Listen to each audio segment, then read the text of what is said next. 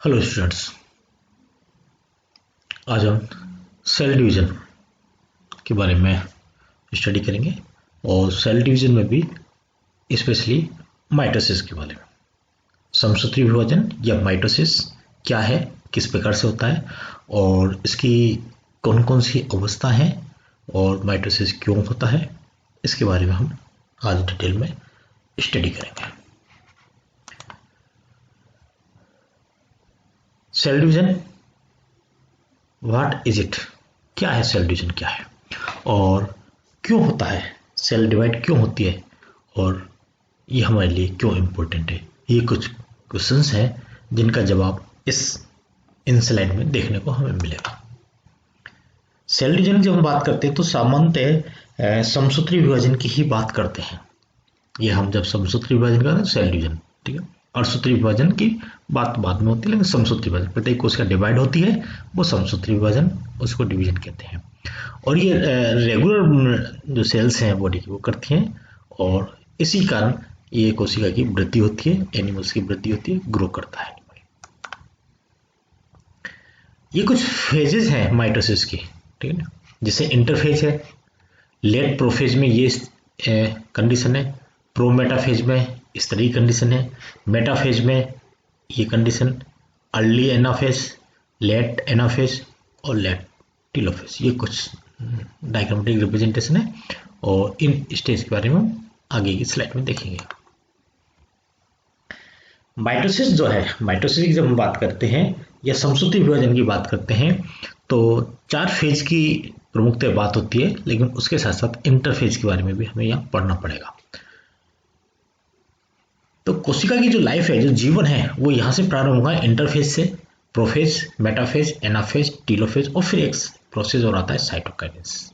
ठीक, ये पूरा प्रोसेस मिलके ही हम माइटोसिस या समसूत्री विभाजन कहते हैं। पहली स्टेज देख लेते हैं, interphase, the longest stage of the cell, सबसे लंबी स्टेज है, और the time spend between division, 2 division के मध्य की जो अवस्था होती है वो इंटरफेज कहलाती है। और इसी इंटरफेज अवस्था में जितनी भी मटेरियल की रिक्वायरमेंट्स होती है वो उसकी ग्रोथ होती है और इसी अवस्था में ये डिवीजन के लिए तैयार होती है। प्रारंभ में इसको इंटरफेज को विश्रांति या रेस्ट फेज कहते थे, लेकिन रेस्ट फेज नहीं है, इसमें बहुत सक्रिय गतिविधि होती है और सिंथेसिस भी होता है। Part of interphase is also known as the G one phase of the cell cycle. ये सेल साइकिल की जब हम बात करते हैं तो ये जीवन फेज आता है। ये जीवन फेज साइकिल बिगिंस यहाँ से हुई, तो यहाँ से जीवन से लेकर यहाँ तक ये ग्रोथ फेज, जीवन ग्रोथ फेज, जीवन सेल कहलाती है, ग्रोथ फेज कहलाती है। इसके बाद आता है कि synthetic phase, the second part of interphase is known as the S phase, synthetic. इसमें डीएनए का सिंथेसिस होता है, रेप्लिकेशन ऑफ डीएनए होता है। सिंथेसिस फेज है वह डीएनए डुप्लीकेट्स होता है।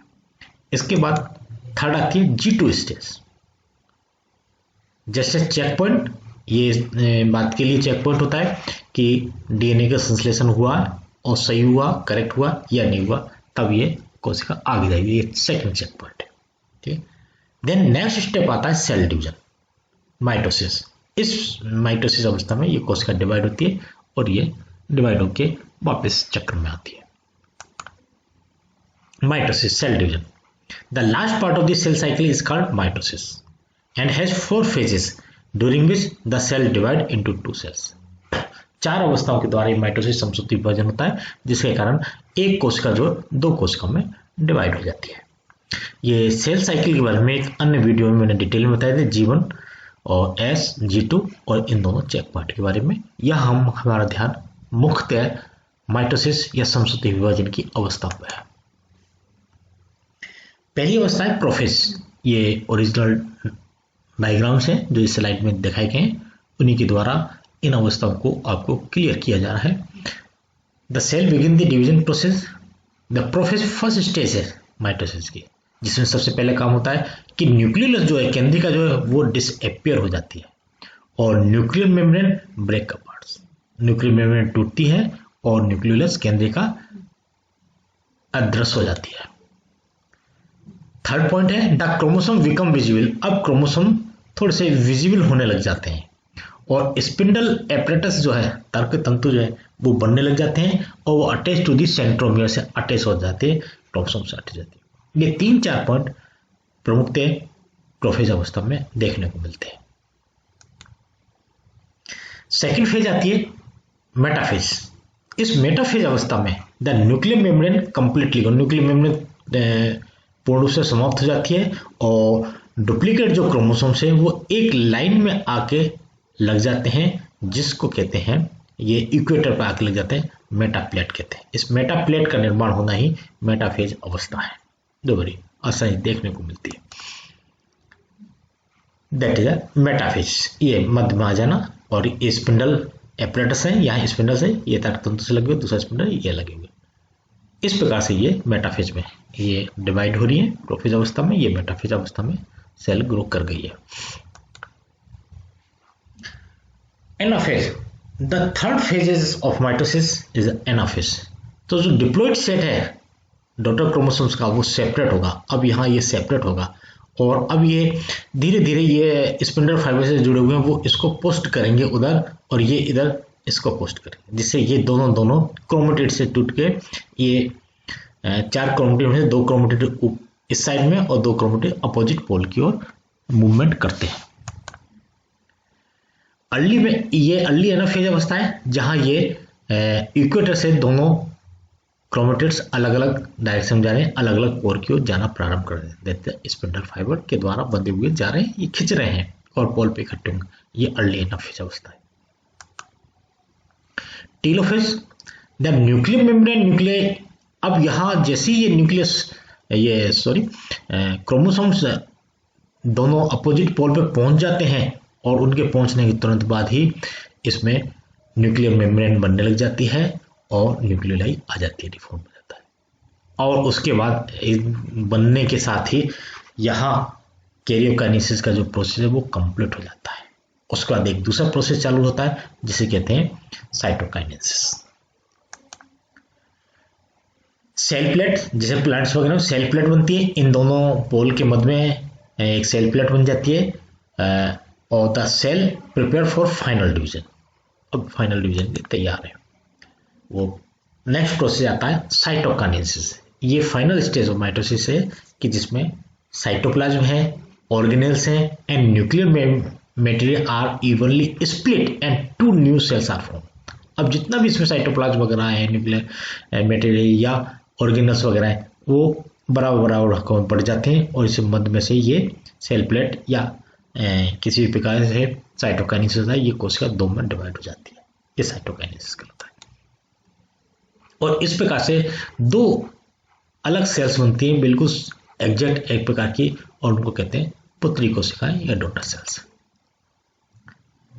इनको अगर हम चारों अवस्थाओं को क्विक रिव्यू करें, ये ओरिजिनल फोटोग्राफ से जो स्लाइड दिख रहे हैं, इनका अगर हम ड्रॉ करेंगे तो इस प्रकार से ये हम डायग्राम बनाएंगे, जिसमें जैसे ये इंटरफेज है उसका ये डायग्राम बन जाएगा कि इंटरफेज इसमें cell spend the majority of the life here growing and functioning, growing करेगी functioning during the S phase of the cell cycle the DNA replicate करेगा इन एंटिसिपेशन ऑफ माइटोसिस। ये क्रोमेटिन है और nucleolus nuclear interphase अवस्था में plasma ये central 2 pairs बनेंगे।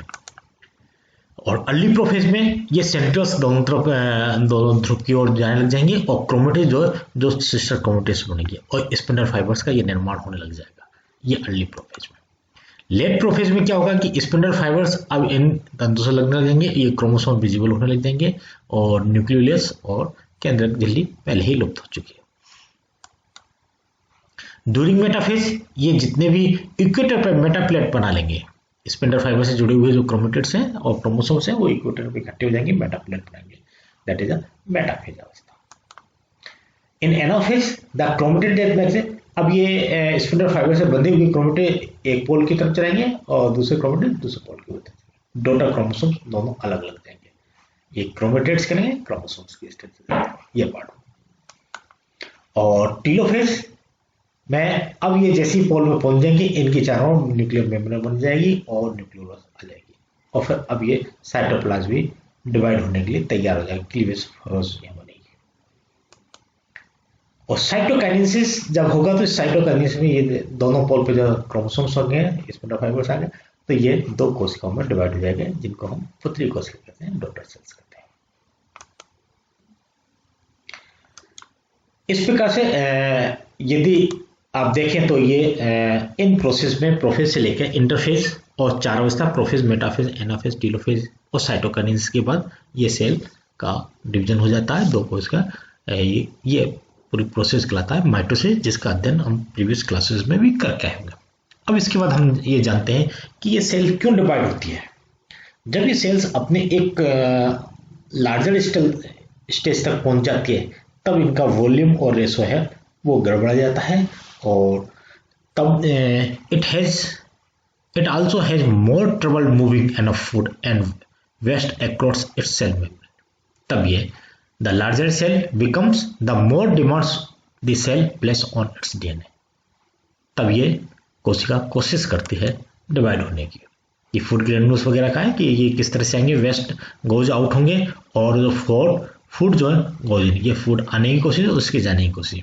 तो इन दोनों के प्रोसेस में क्या है कि this happens because the surface area and volume ratio does not stay the same as the cell size increases. जब भी सेल की ग्रोथ होती है तो ये रेशो गड़बड़ जाता है, और इसकी पूर्ति करने के लिए कोशिका को डिवाइड होना पड़ता है।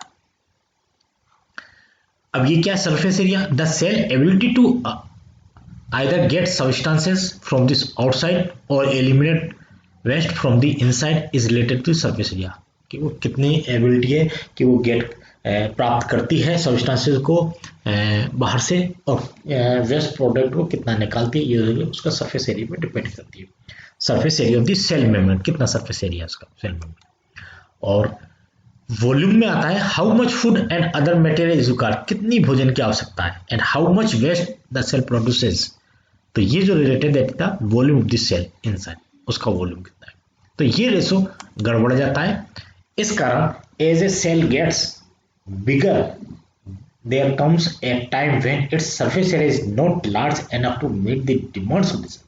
धीरे धीरे कोशिका जब ग्रो कर जाती है, बड़ी हो जाती है, तो उसका सरफेस एरिया इतना सफिशिएंट नहीं हो सकता है कि वो कोशिका की डिमांड को पूरा कर सके, उसके वॉल्यूम को। इस कारण वो कोशिका फिर डिवाइड होती है। So once cells reach a certain size they must divide in order to continue to function, or they will no longer be able to take in nutrients and elements। एक बार इसके कारण एक सर्टेन साइज में होने के बाद फिर उसमें प्रेशर बनता है, वो कोशिका डिवाइड होती है और कंटिन्यू टू फंक्शन करती है, और जिससे कि आगे वो दोबारा से न्यूट्रिएंट्स को ले सके और वेस्ट प्रोडक्ट को एलिमिनेट कर सके। इस कारण ये सेल डिवीजन होता है। एक और क्वेश्चन आता है कि why is the cell division important, क्यों इंपॉर्टेंट है। इसका आंसर है कि जितनी भी लिविंग बीइंग है वो सब के सब कोशिका से मिलकर बने हुए हैं, पहला part.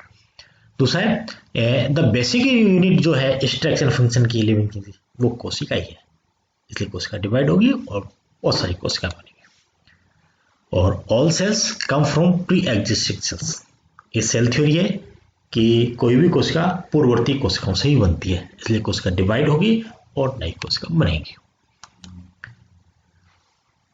You are a living organism made of cells. हम सब जीवित प्राणी हैं और किससे बने हुए, कोशिकाओं से बने हुए, और इनको सेल्स को जीवित रखना है, इसलिए ये कोशिका डिवाइड होती है, मल्टीप्लाई होती है और आगे प्रोसेस होता है। ओके, इस प्रकार से 2-3 चीजें यहाँ आपको क्लियर हुई कि किस प्रकार से कोशिका क्यों डिवाइड होती है और क्यों इंपॉर्टेंट है कोशिका का, और अगर डिवाइड होती है तो समसूत्री विभाजन जो हो रहा है उसकी कौन कौन सी अवस्थाएं और किस प्रकार से ये प्रोसेस होता है। ठीक है, समसूत्री विभाजन के अंतर्गत कोशिका जितनी भी सोमेटिक सेल्स हैं उन सभी में समसूत्री विभाजन होगा, और वो कोशिका 2 में डिवाइड होंगी और जिनमें गुणसूत्रों की संख्या समान रहती है। ठीक है, इसलिए इनको कहते हैं समसूत्री विभाजन। आज इतना ही। Okay, thank you.